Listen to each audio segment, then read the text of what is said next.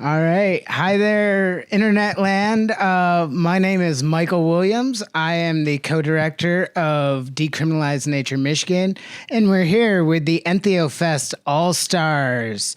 I want to introduce, we have Barking Dog Darryl Brown, William Leonard Pickard, Julie Barron, Larry Norris, and Ayana E. Very excited to be with such a splendid group of just amazing folk. I've seen most of you speak at least once, not everybody, and I'm very excited to get to share this time with you. Before we get started with the meat of the questions, I do want to know a little bit, share with everybody a little bit of everybody's history. So if we can start, maybe down here, with you, Barking Dog, and we'll just go right down the line and just what a little bit of your history and why you're here, and yeah.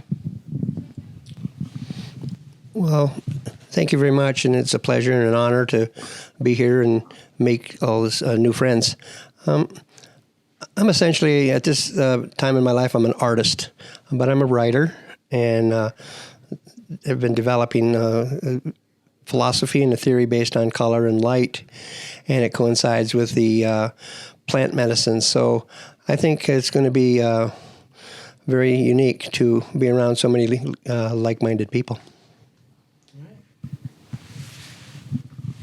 Hi, I'm William Leonard Pickard. I'm here in support of EntheoFest, Ann Arbor, and many friends in Michigan.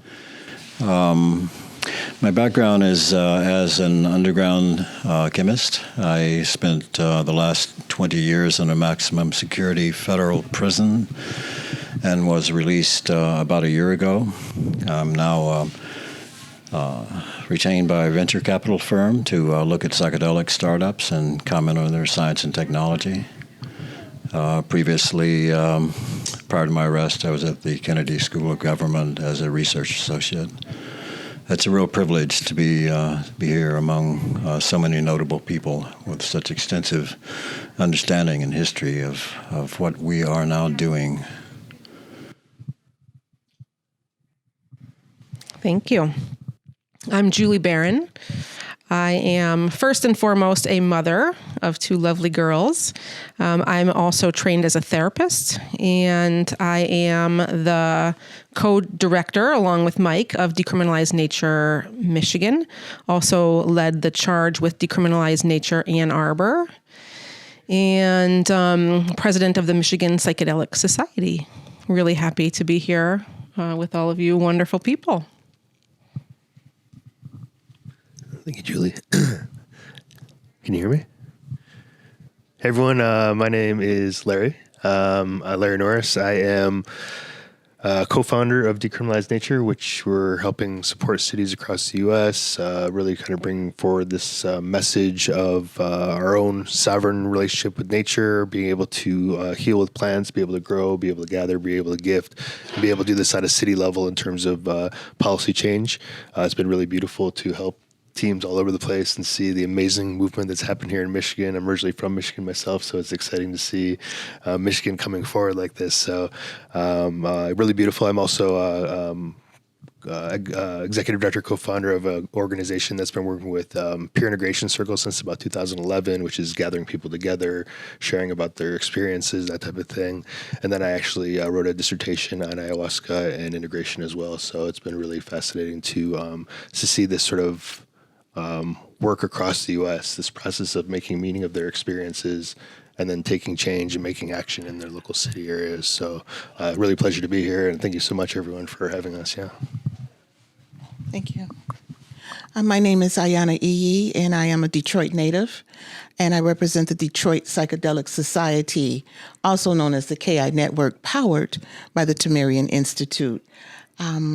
I've been a psychonaut explorer for about 20 years now, and that has moved me into being a psychedelic healer, which is where my goals are now, wanting to connect those that are the wee ones all the way up to the very old ones. So there's a major connection that's going to happen as a result of our use of psychedelics. They're on the planet at this time very loudly for a reason, and we're making great use of that. So it's good to be here and being heard. Thank you. Well, thank you, everybody, for a little bit of background. So before start asking, some nitty gritty about, individual feelings, and I feel there may be some agreement or disagreement, and that's okay. We're here to learn from each other. We're here to grow together. So I welcome differences in opinion. But before that, I do want to hear from everybody a personal experience, if you're comfortable sharing, with a psychedelic or entheogen that was impactful to your life and how it affected your life. Every one of them. And they're unique, and it's vast, like sky at dawn. There is no boundaries, there's no limitations, so you can't quantify it the way you're framing that question. Every experience is just a particle of a larger particle. Thus, pointillism in dots. I'm not being facetious. We're connecting the dots, and how great it is to be one dot among billions and trillions of light. So it's something that people may have not had the opportunity to embrace, but when that time comes, they're going to discover their higher self, and that's very important, because in the meantime, they're patsies, they're sitting ducks for every kind of doctrine, dogma, theology that's out there that does not include your own authentic divine spirit.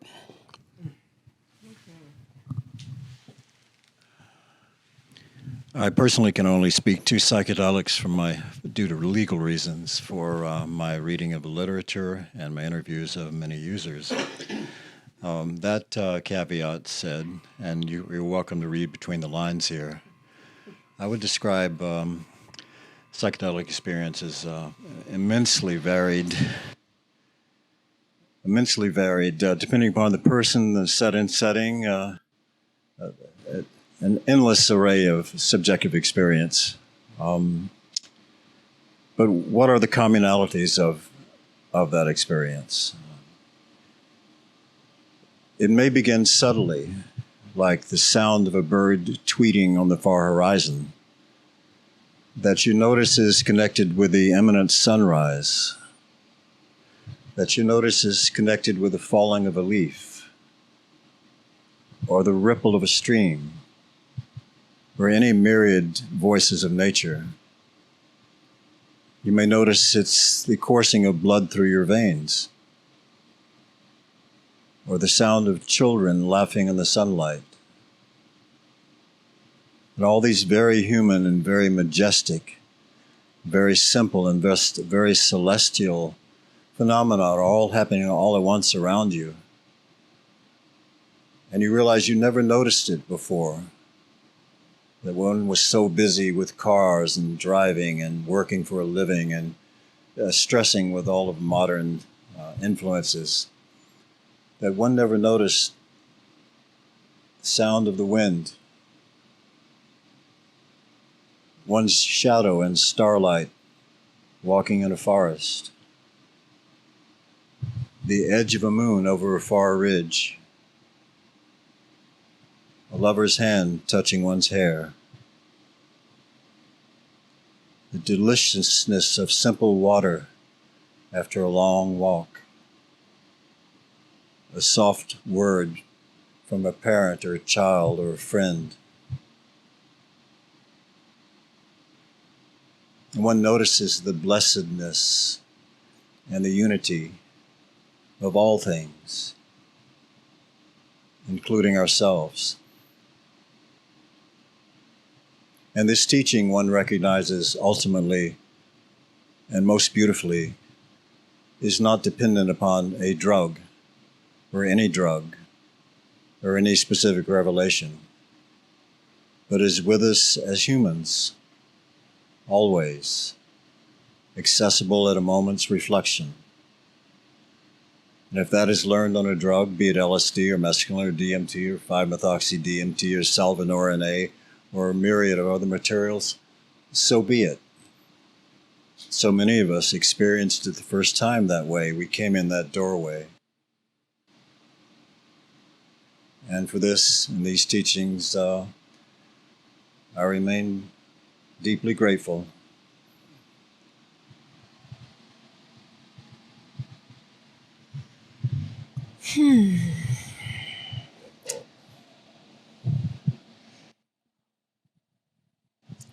For me, there definitely is one specific psychedelic experience that stands out for me, because I think it was a different experience than all the other experiences that I had, and it was a connection, a real, true understanding and connection of oneness, in a way that I can't describe, but in a way that we would I couldn't even have imagined that it was.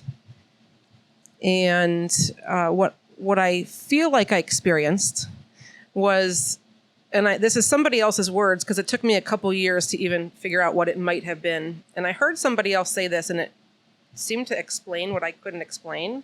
So the way that I currently explain it is that I think I went back and through my DNA, like I read my DNA, and I went backwards. And I felt like I was myself, my parents, backwards ancestors, all humans, into animals, into plant life, into fungi, into the earth, into particles, into space, and it just kept going back. And I felt like I had reached the point where that was the point of oneness. And then coming back through that the other way, which I described at that time, and I don't even know what this, I say like the beginning of time, the beginning of sound, that was like the point that I feel like I went to. And then I started to come back and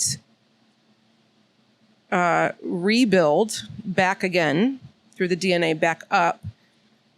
And what I came away from that feeling is this place of isolation that I think a lot of us feel sometimes, this place of loss of connection.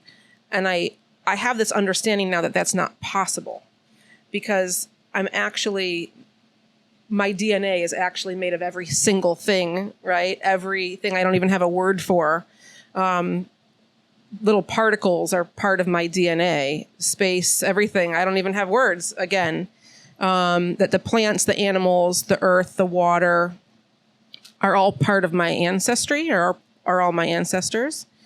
And there's a power, and a really beautiful inner power. And I don't mean like outer, sort of putting power upon, but power within, that came from that experience that just continues to freely flow. And I'm so very thankful for that.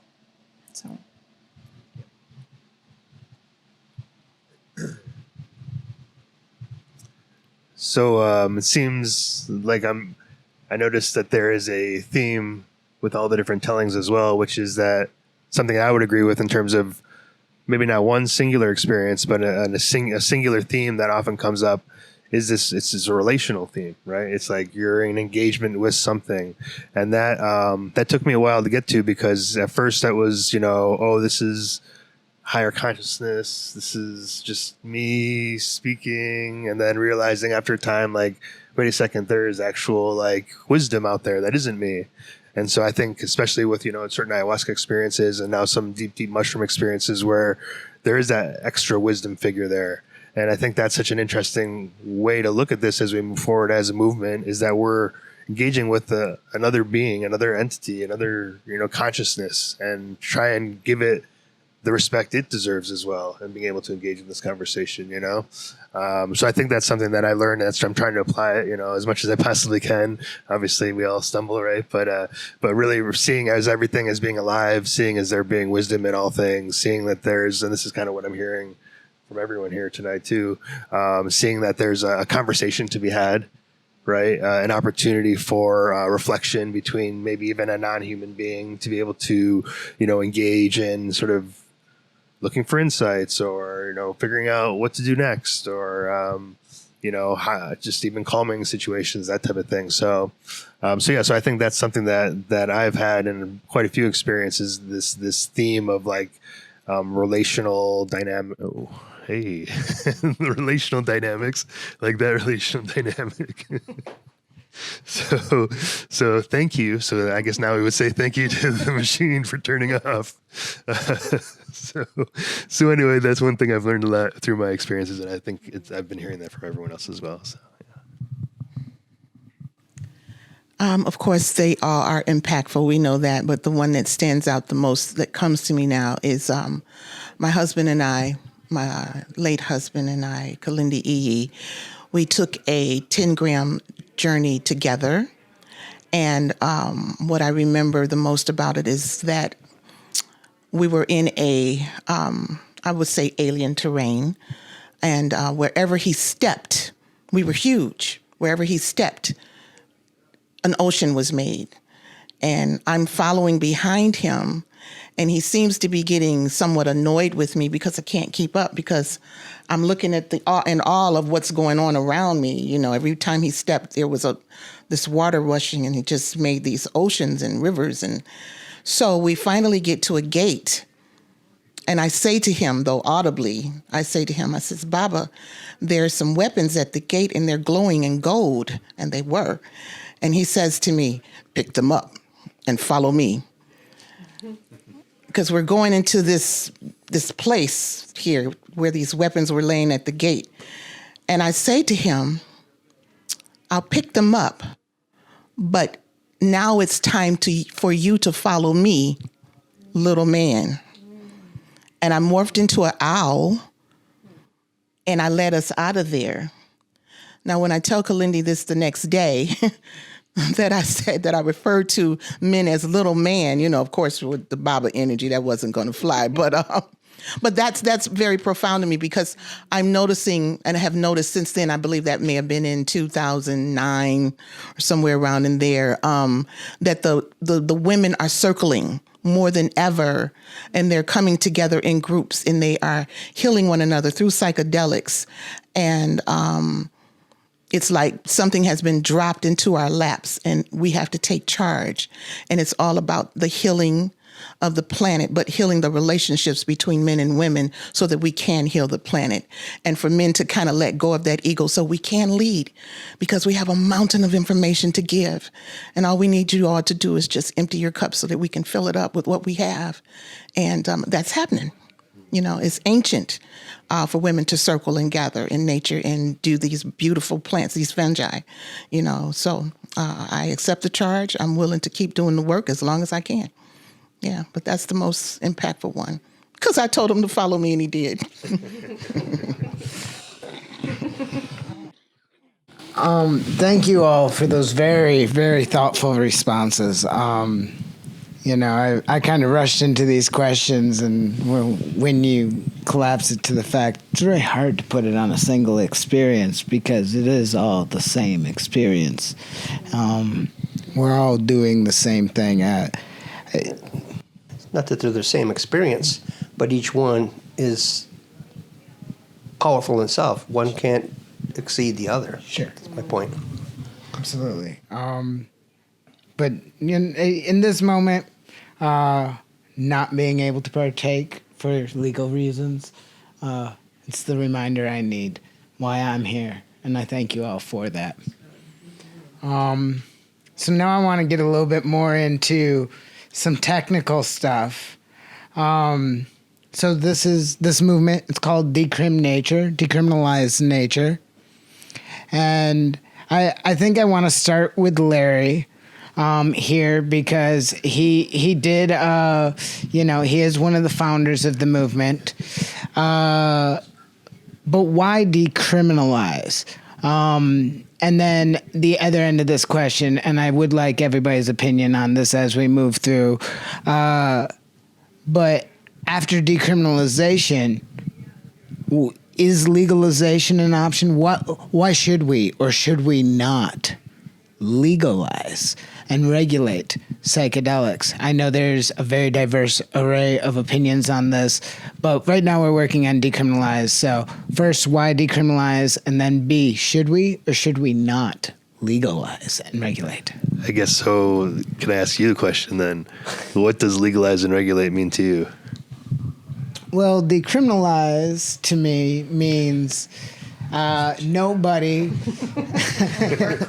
Thanks, Larry. So decriminalize means nobody should be penalized or moved to the edge of society through any form of marginalization or stigmatization for the use and practice with these substances, for growing, possessing, sharing these experiences. Legalize, to me, almost creates barriers because legalization will only be accessible to certain people who can afford treatment under a medical regulation model or access to a dispensary, which we've seen with cannabis has gouged prices and driven the market crazy. So what in that model, like what would practically speaking, what does legalized look to you? That would be that thing that you're speaking about. So we can is it licenses? Is it, I'm going to leave that open to interpretation because legalization can be a lot of things, but there's several people that are in this world right now working towards a regulation model for psychedelic and entheogenic substances. And so we've in this group have chosen the path of decriminalize, at least for now. I know some people in this movement have targeted bigger goals, but they see this as a step towards those goals. And it's okay to disagree and feel differently on these things. I just want to hear everybody's opinion on this. Yes. So thank you, Mike, for great response to my question.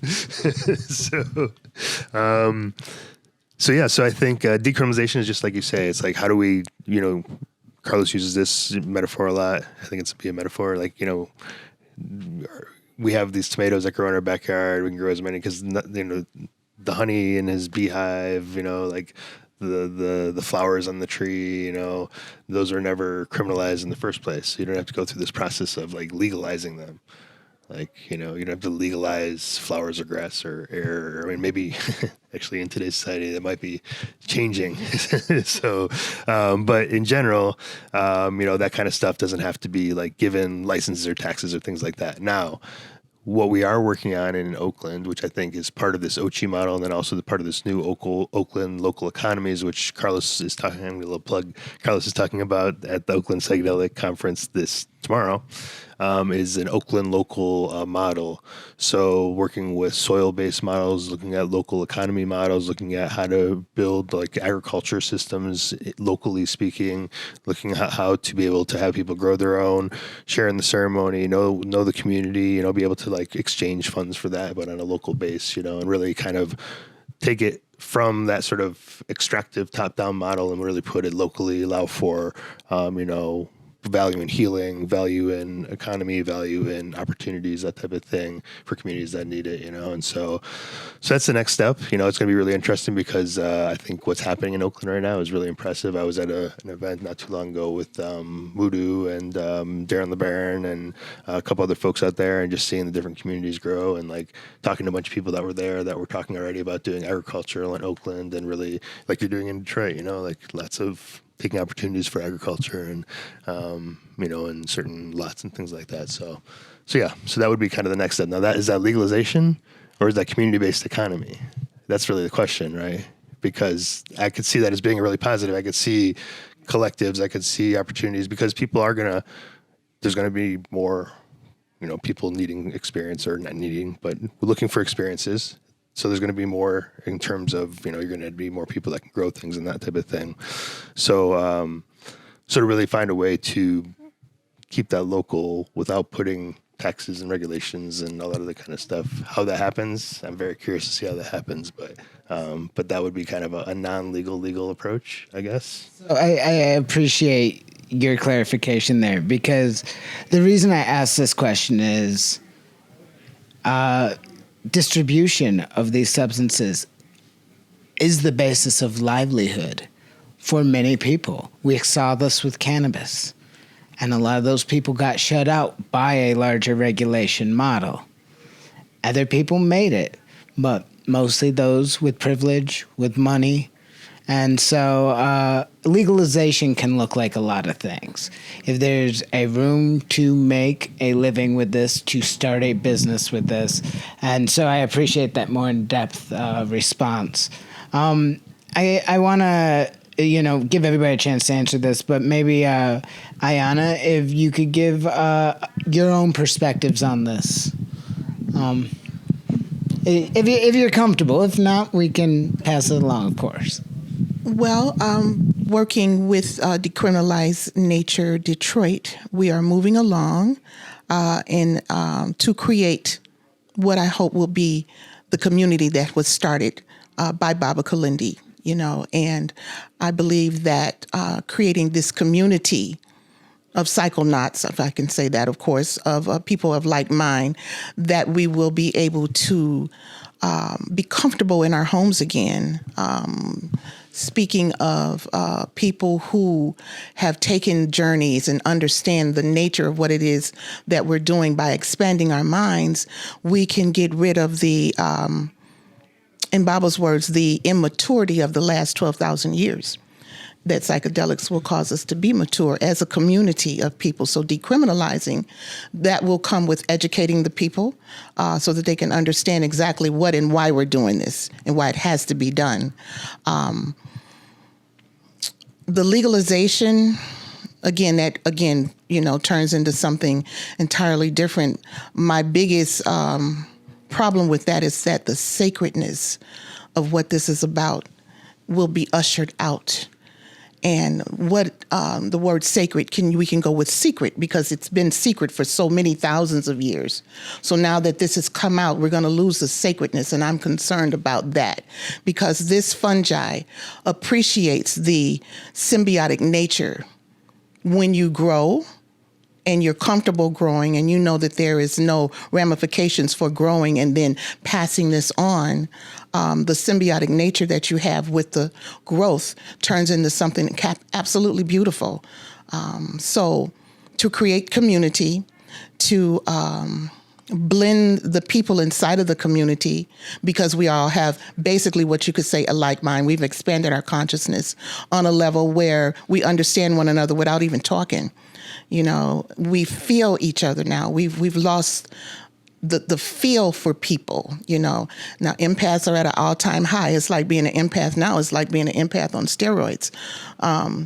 But I want the people to understand the feeling, which is why when I do speak, I don't have PowerPoints. I don't have pictures. I don't have anything. I just close your eyes and feel me. Just feel what I have to say. And that's where I want to go.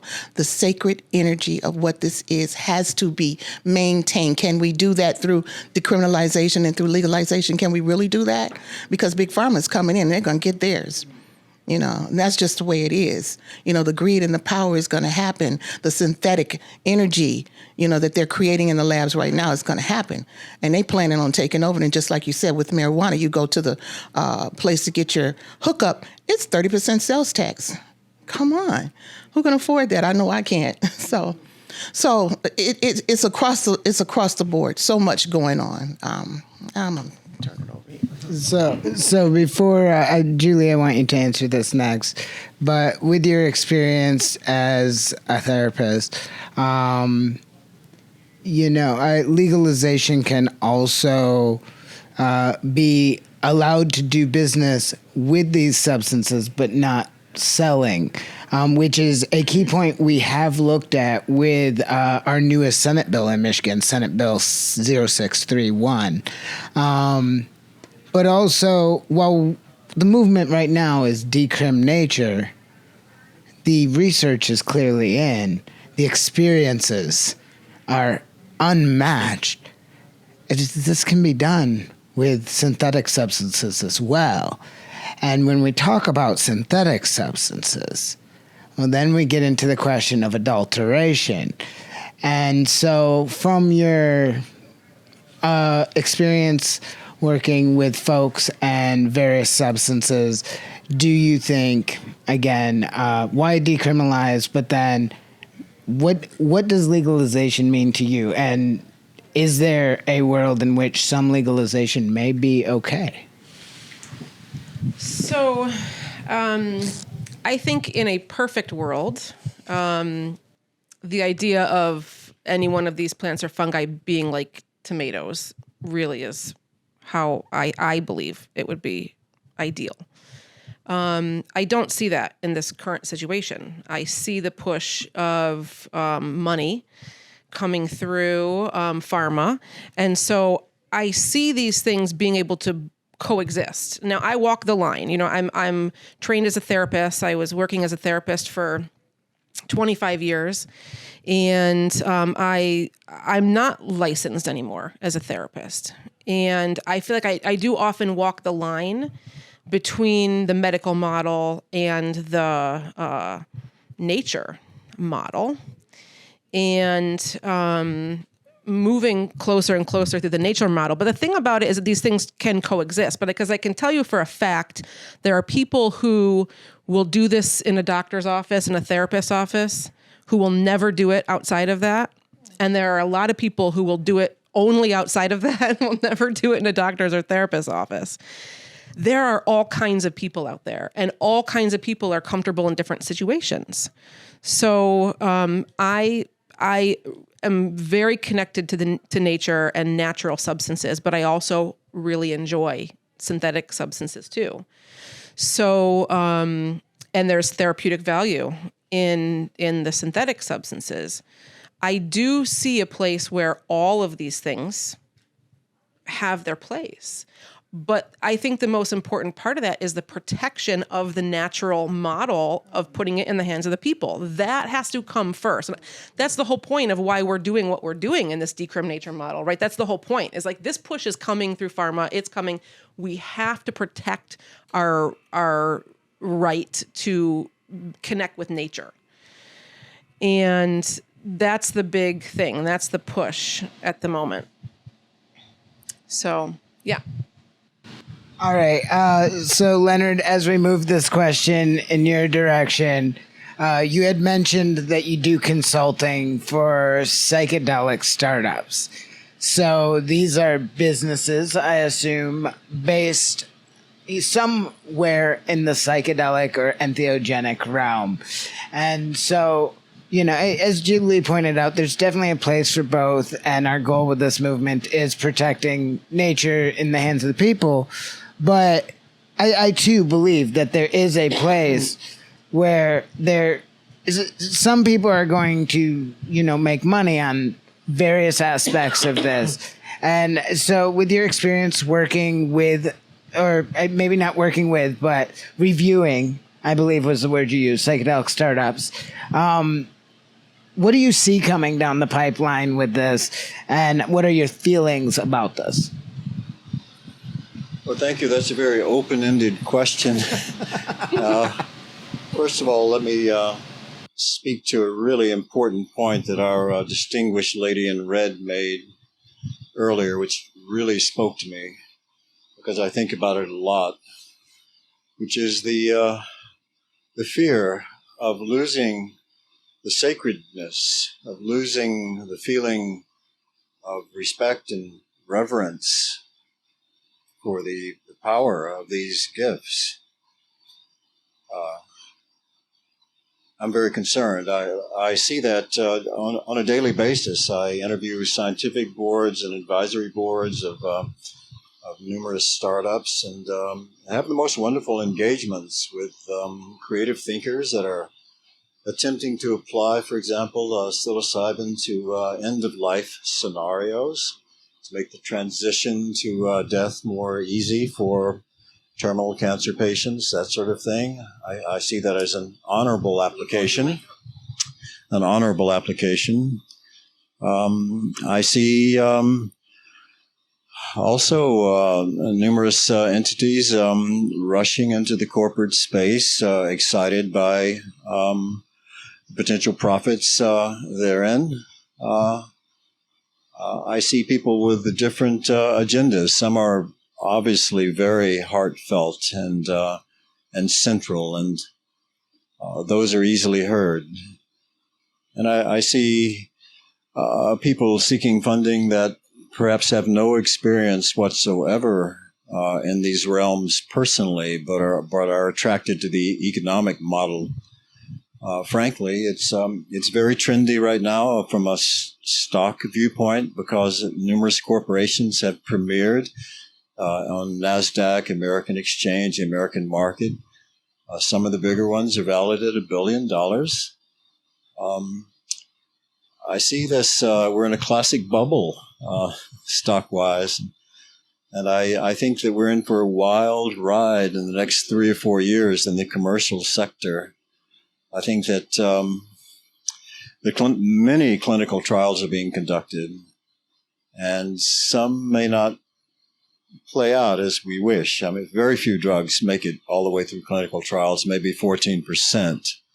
FDA is very rigorous. Every known psychedelic is being claimed commercially. Psilocybin, 5-methoxy-DMT, mescaline, dimethylhydrocannabinol, MDMA, MDE, the list goes on and on throughout the phenethylamines. Every analog that can be imagined by the mind of man is being imagined and patented, and chemists in China are making these things, and money is flowing into the space just in a quite miraculous way. We see $50 and $70 million valuations of startups that are only 18 months old, mainstreaming on a level that 2 years ago in my life I would not have believed. And it was only 5 years ago, 10 years ago, you couldn't say the word psychedelic in an academic environment without risking your career or being ridiculed or reviled even. Now, with the mainstreaming and the medicalization, there is great hope. But along with every drug being claimed as a possible panacea, every medical indicator is also being claimed. We see psychedelics as being applied to autism, to epilepsy, to postpartum depression, to treatment-resistant depression, to anxiety, to menstrual problems, to sexual dysfunction, to cluster headaches, of course, PTSD, a vast array, almost every known psychiatric malady, some corporate entity is addressing with some analog. And this has all happened in the last 2 years. My last count was over 400 corporations globally. It's becoming redundant. The space is being crowded. We expect mergers and acquisitions to occur. My personal prediction is that in 3 or 4 years, 80 to 90% of all startups now in play will wash out due to a failed clinical trial. But there will be some that will survive, and we will have extraordinary new medicines for certain, perhaps narrow ranges of psychiatric illnesses, perhaps something widely applicable to depression or anxiety. It's a new world, extraordinarily promising new world. Perhaps an over-enthusiastic new world at this point. But having grown up with these materials and recognizing their innate healing properties, I think that we're onto something. We're going to find out what it is in the next few years, what works and what doesn't work. And we're in for a very happy future in some instances. right, and then finally, I mean, you really the Indigenous perspective in this room that some of us can't account for, and many of these medicines have been taken and misused from other cultures, and I really want your perspective as both an Indigenous person, but also as an artist. More availability of these substances for me. Part of this conversation makes my head explode. And there are also parts of the conversation that are spot on. Like when she talks about sacredness, now you're getting to the right direction. When you talk about the process of a person dying and the availability to understand what their life is about at that moment can make the difference between a happy death or a fearful death. It's that enlightening. Indigenous, we look at this like, holy, it's out of hand. And it's been out of hand ever since man has tried to criminalize or legalize everything. It goes against everything that's natural. You're going to talk natural, then you better throw out a lot of stuff. When you can talk about decriminalize and legalize, you're in their arena. You're in their arena. You can't legalize or decriminalize God, creator, creation, creativity. You can't touch that with anything, semantics, theology, anything, philosophy. You just can't even go there. The experiential truth of your own awareness, your self-awareness, a part of a universal concept, a universal mind, tapping into it with your individual soul and realizing you're part of this whole. Nobody can dictate that. Nobody can take that away from you. They didn't give it to you. So the plant medicines, Indigenous people have understood this all the time. I think the what I'm hearing, and this is not old. I mean, this is not new. Okay, you're a young man. I'm a young man. For me, I'm sitting here, and that's 50 years ago. The conversation you're having, we were on that 50 years ago when psychedelics came out. Timothy Leary, I was on the same stage with Timothy Leary, but we took a lot of psychedelics at a time, and these similar discussions came up before it was criminalized, right? And a lot of discussions, and we realized the death culture and the life culture, and it existed with the subject of medicines, okay, heroin, barbiturates, alcohol, a lot of stuff that was out there that was harmful, and is still harmful. Those that found a better way and was discovering, the natural medicines, the plant medicines, and had deep therapeutic and curing effects for people who are alcoholic, all different kinds of abnormalities in their psyche, was magically just disappearing. Once they realized their sense of identity and purpose with the unity of the universe, it's life-changing. And that is something. The Indigenous approach to this has always been one of, like, the rites of passage, moving in a way that as you are equipped, mature, to be able to appreciate the explosive alchemy, Mandela, archetypes of your own, what you talk about, your relative ancestry of going back, being able to process and appreciate that, may take elders, may take guides, may take the type of community teachers that are there in place and have been literally thousands of years. And somehow, for some reason, this society, and I think it has everything to do, whenever I hear the discussion of money, again, my head explodes. You can't, when you put money into it, you're going to change the whole fabric of the purpose and the medicine that's there. The sacredness of plant medicine should be free-flowing. The sacredness of and I would put marijuana in that same category, free-flowing. It's sad that it has to be in such a way that there's money involved. Now, people should be able to have it, grow it, use it, but not exploit it.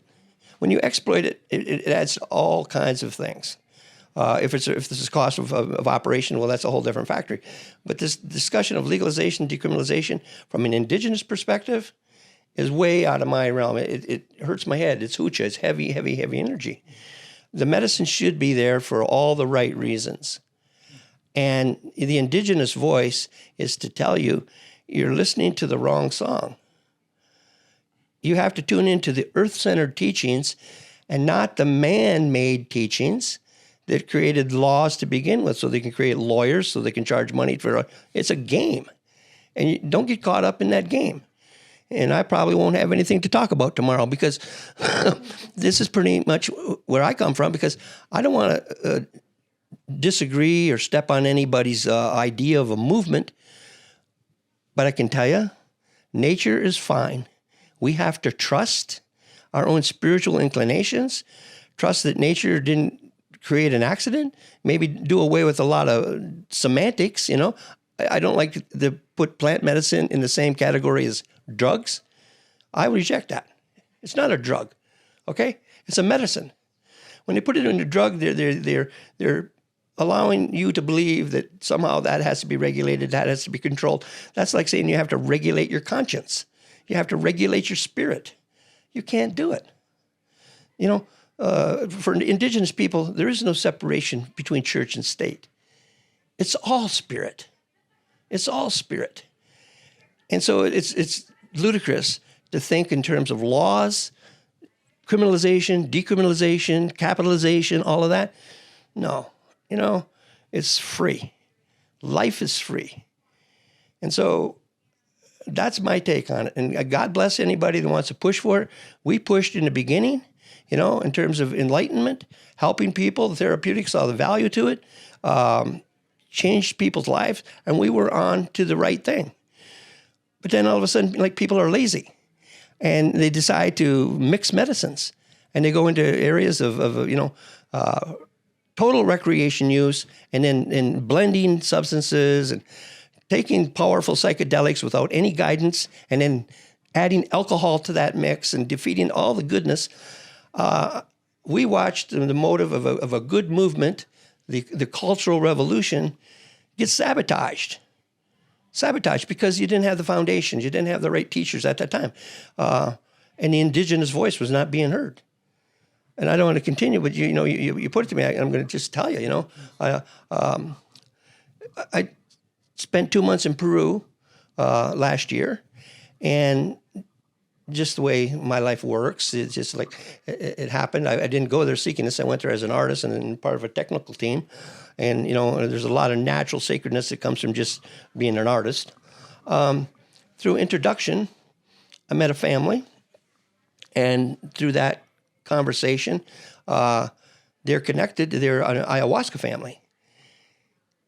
And this I could hardly even, fathom this, and I don't think most people in this country could fathom it either. 12,000 years. 12,000 years of ayahuasca, using ayahuasca in ceremonies, and this is a family lineage that trace back their ayahuasca ceremonies 12,000 years. They didn't have laws. They didn't have anything. You know, what they had is an understanding of what its intent and what its purpose was. And so that's a model. To me, that's a real model of what is, what could be, what should be. And it wasn't regulated. The only regulation was the idea that you had good teachers, you had a foundation of depth that was there to hold you, help you, guide you, interpret for you. And in addition to that, once you do that and you go into the next level, all the guides, all your ancestors, far back as you want to, they'll allow you to see, come to you. I mean, this earth, this material plane, is the reason why you need psychedelics to begin with, to show you beyond. Pull back the curtain. Look what's out there. Look what's within. And that's, what the plant medicines do. But trust me, the indigenous people have been doing this for thousands of years, and that has to be explored. It really has to be explored. And then adhered to. Listened. Be patient.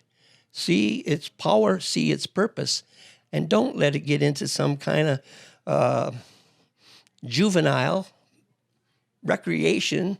Anybody can do it, can go buy it. No, that's misguided. Thank you for that. No. Yeah. So, 2 more questions. This next one is very directed.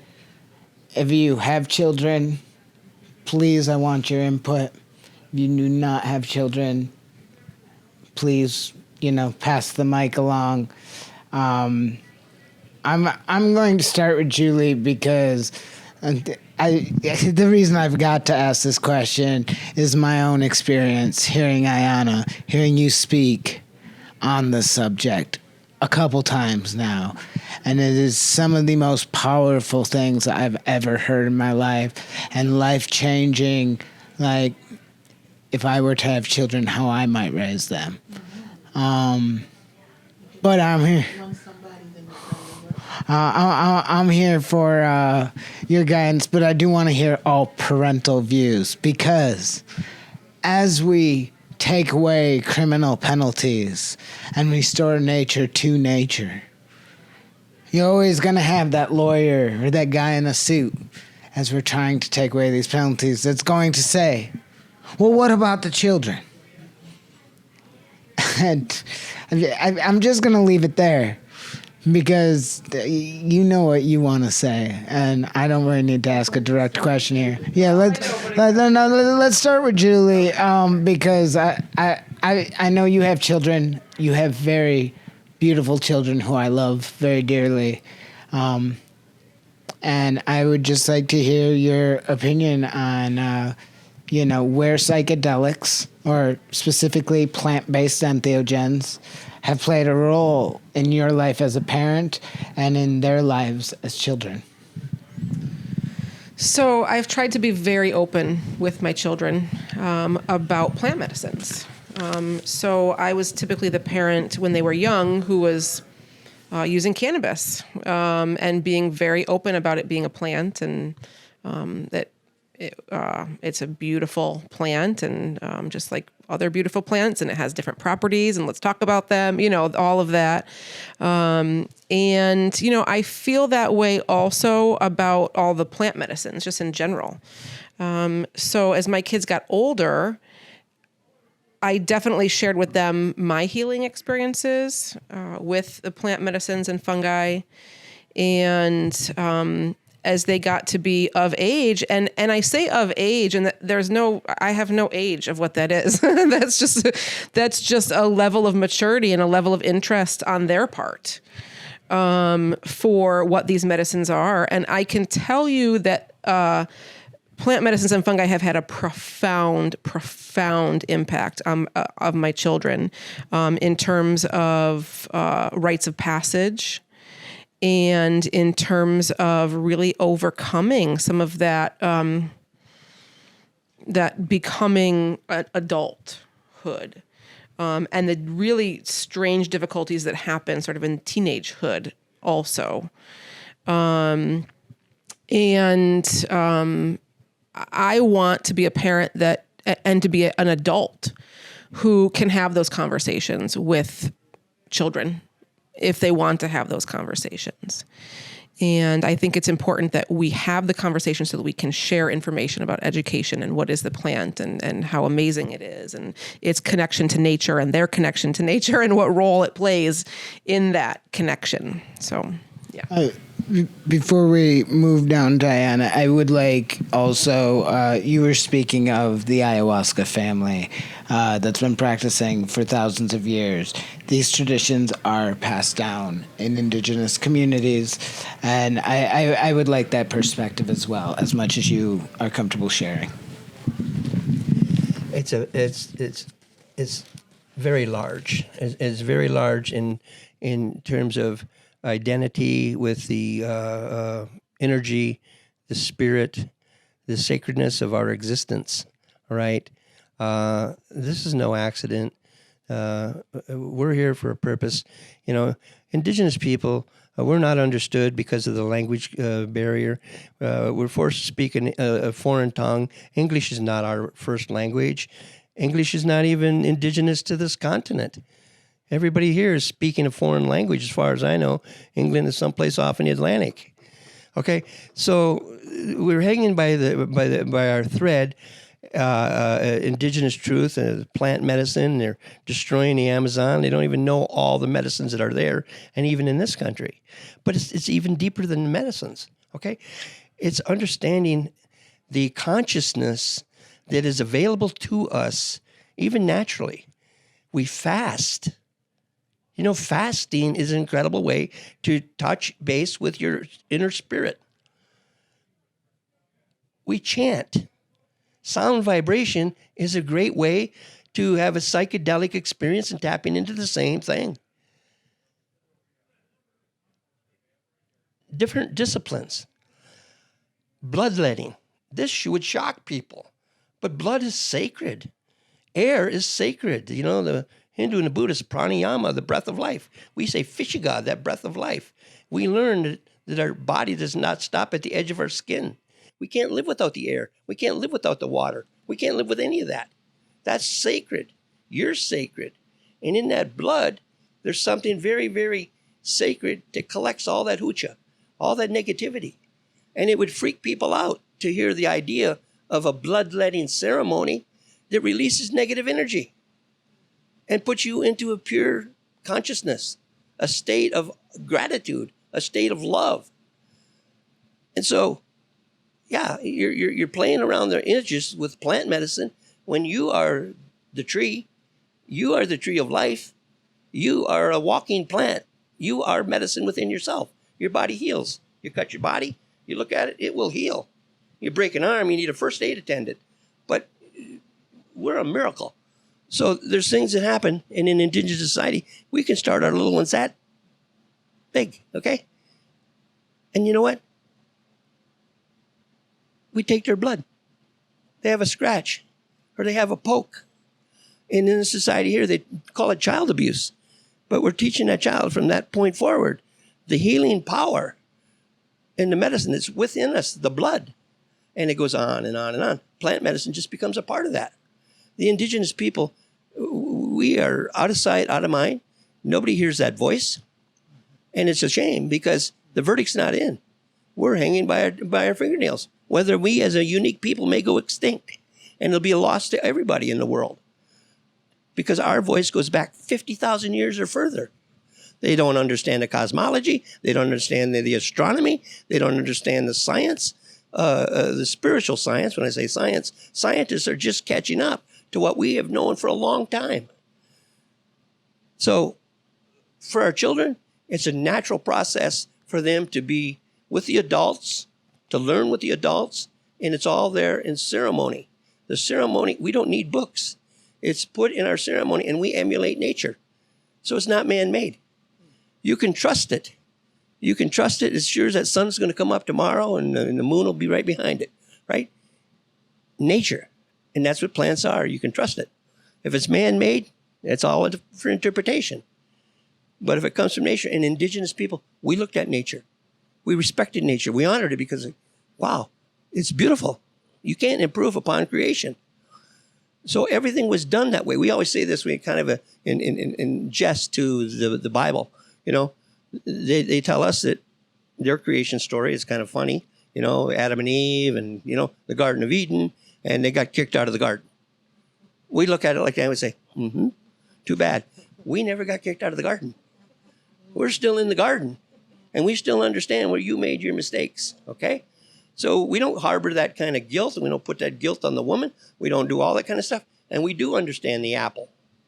We understand the apple. We can talk about that apple and probably for hours about the metaphor that's all included just with the apple, you know, and reincarnation and how the apple comes and goes in the trees. It's very, very, and we captured great truths with simple stories. And for our children, we teach them as early as they can understand. There are some mothers that bring their children into the sweat lodges at 2 days old, and on and on. So one can't be separated from the other. That's why I said for Indigenous people, there is no separation of church and state. And you got a society where they do that because the people are not truly spiritual. They're truly not connected. They're religious, they're indoctrinated, they're all kinds of stuff. But personally, they have no concept of their own soul.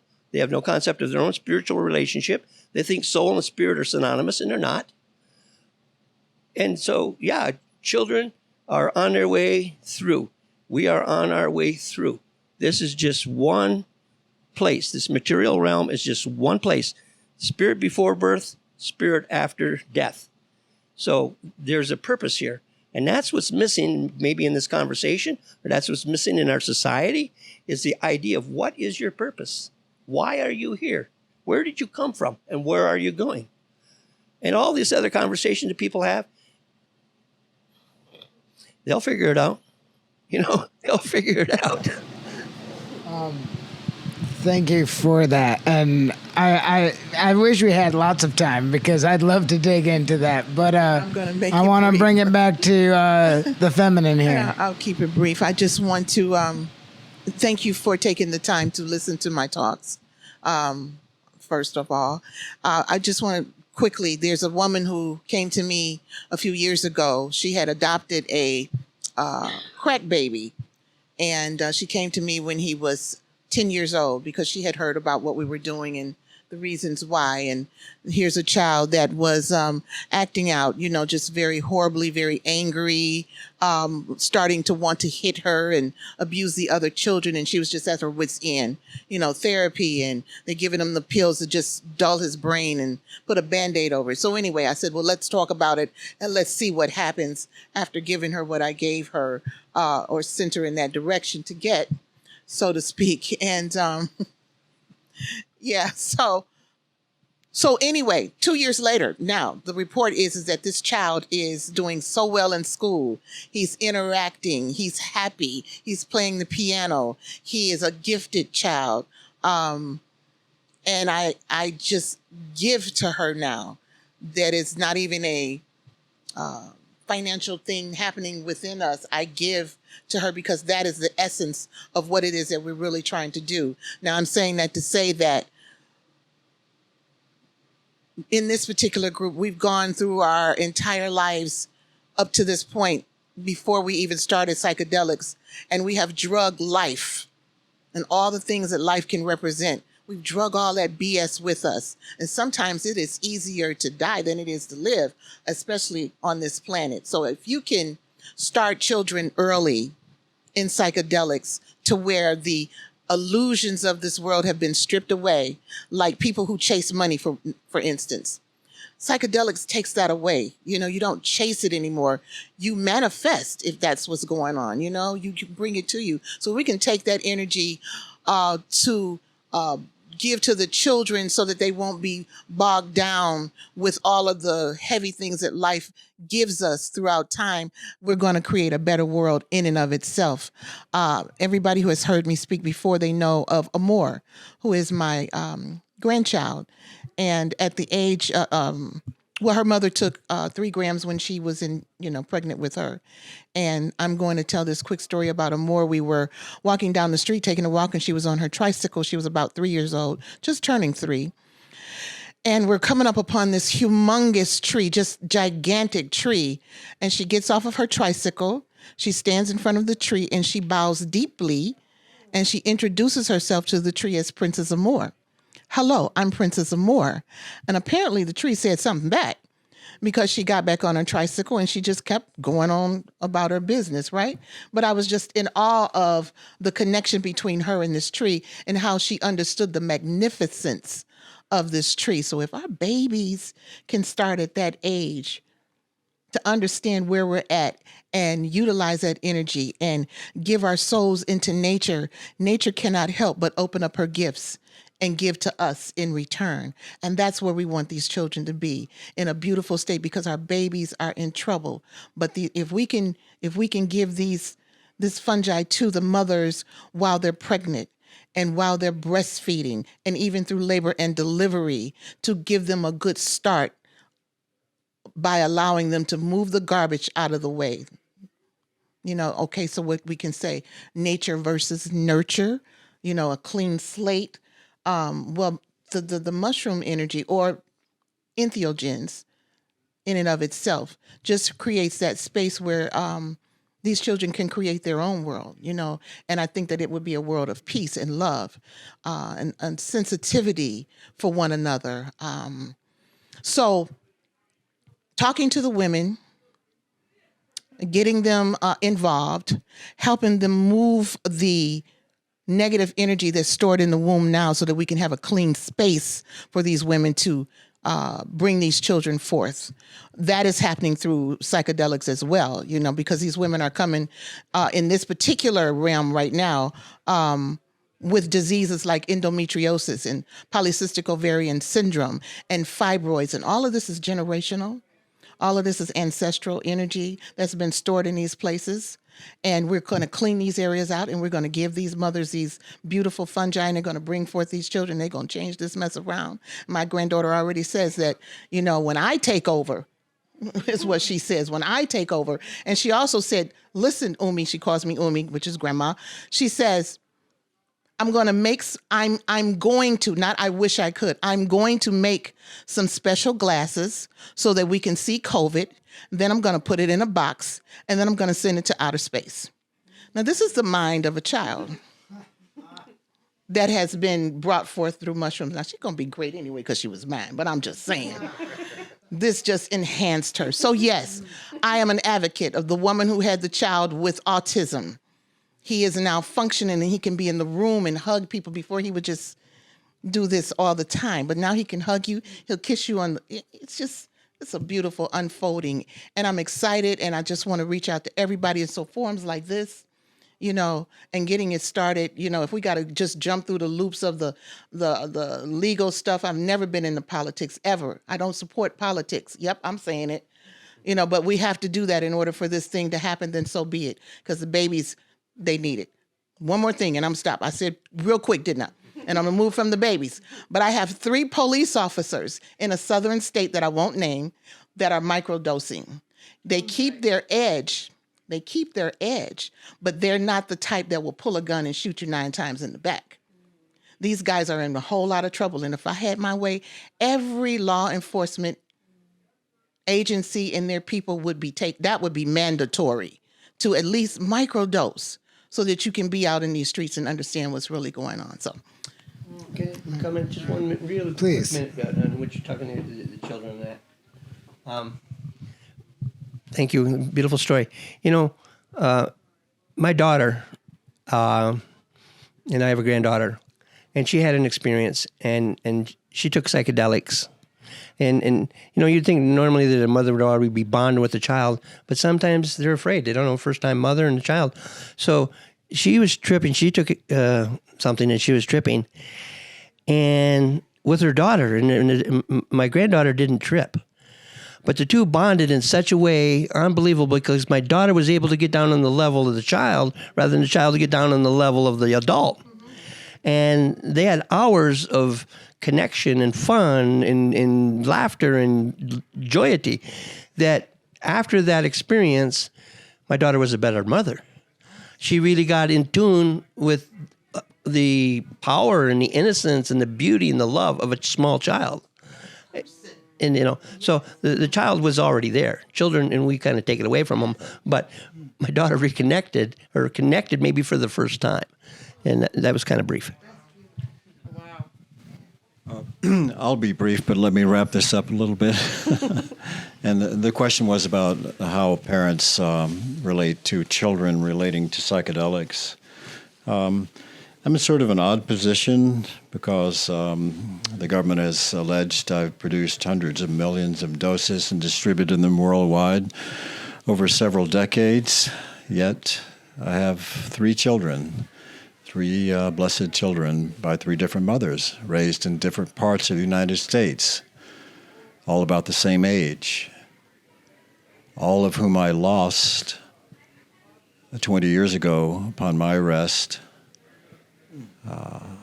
and didn't see them for decades, effectively, and raised them by telephone calls once a week, if I could make them.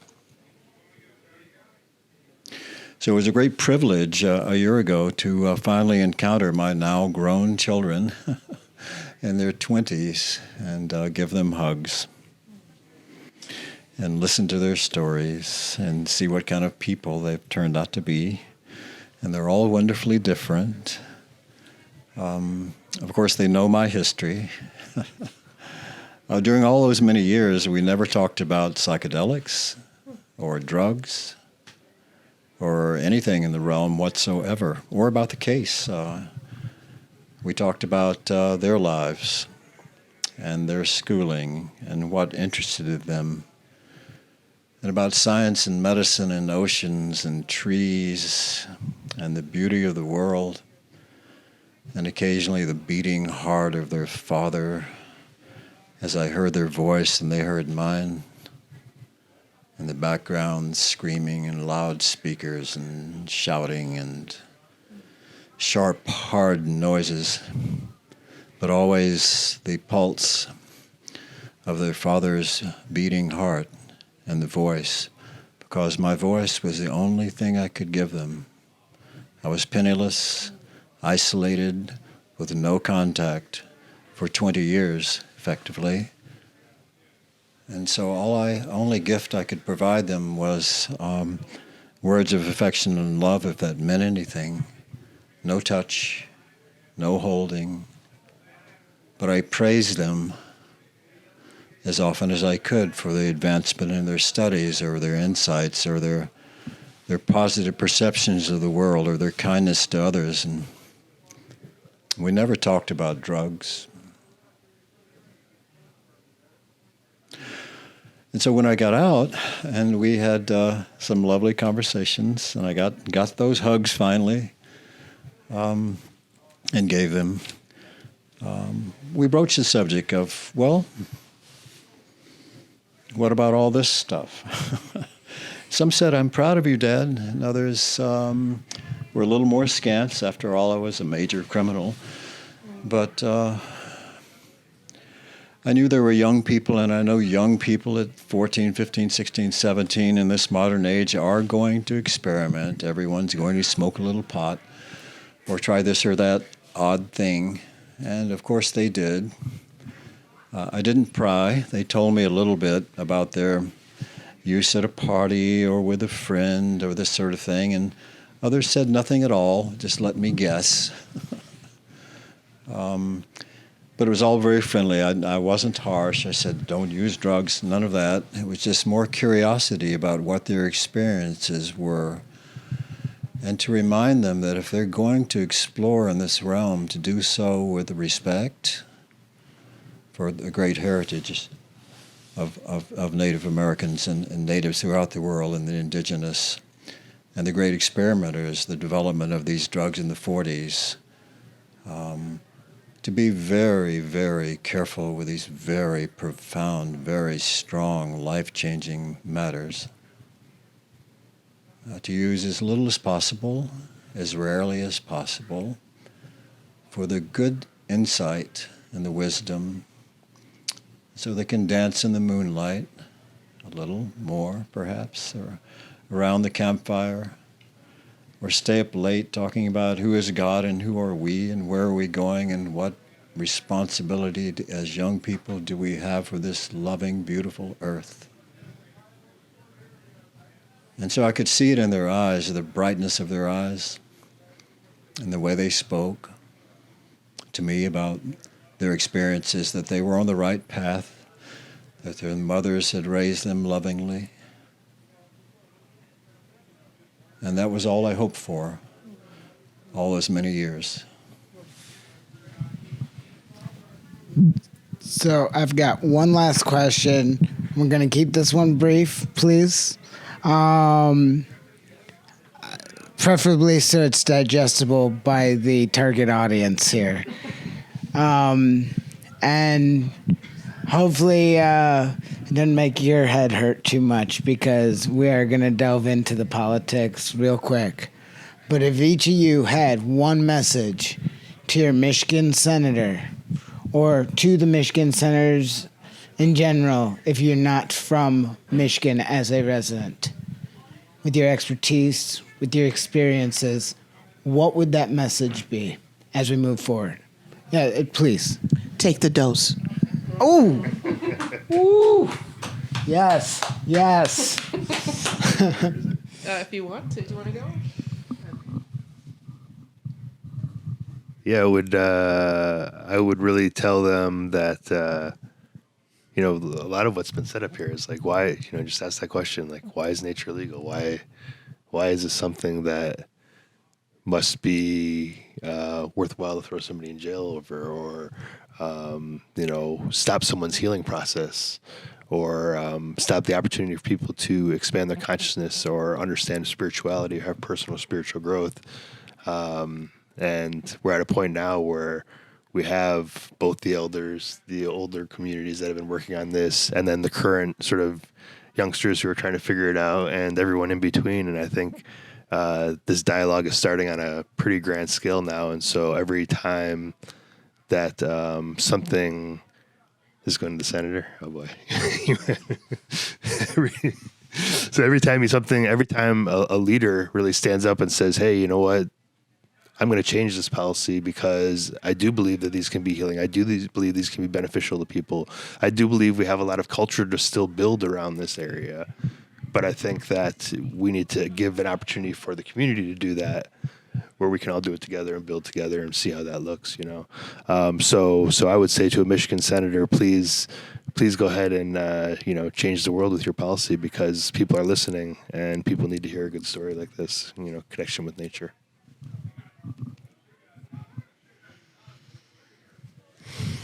Okay. I want the Michigan senators to know that this is a connection that we humans have with the natural environment. We're talking about substances that grow from the ground, from the earth, from nature. And we have a connection with these substances. And I can tell you, working with people, I see profound and transformative change every single day. And I wish you could see what I see. And if you start paying attention to this specifically, if you start looking into the research, if you start listening to the people talking about it, if you listen to the stories of the people that are having these transformative experiences, maybe you have a transformative experience, then you'll see what we're talking about. It's really, really imperative that people have access to these transformative plants and fungi.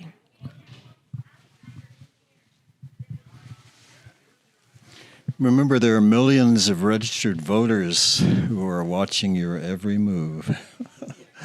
Yes. And if you want to be a leader and show great courage and do what is right for your people, do the research, speak to the leading researchers, speak to Francis Collins, director of the National Institutes of Health, about the promise, potential from these materials. Be cautious, but be brave. It's okay to say, you didn't inhale, we understand that. But there's a joyous time ahead for everyone, and you can be part of it.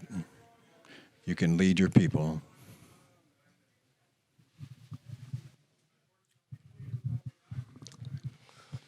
I would say there's a supreme law, the universal law is the supreme law. And then there's a natural law. And there is this game called man-made law. When you put into context the earth in the millions or billions of years versus our limited time, who is really supreme, the natural law or man's law? And I would like you to read something that I put together. It's called the Sovereign Mind, basically Reservation X, and the power of X, of our identity in the sovereign individual. I would like you to read this. It's only one page. I shared it with many people who are your constituents, and it's in their goodie bag when they leave tonight. But it's important to you to think about supreme law, natural law, and truthfully look at what man thinks he's doing by law and what that represents. To get to the heart and the essence of our existence with love and purpose, you have to really look at the higher law, not the man-made law, to help shape and guide your decision. And I'd also like to answer this question. Do it for,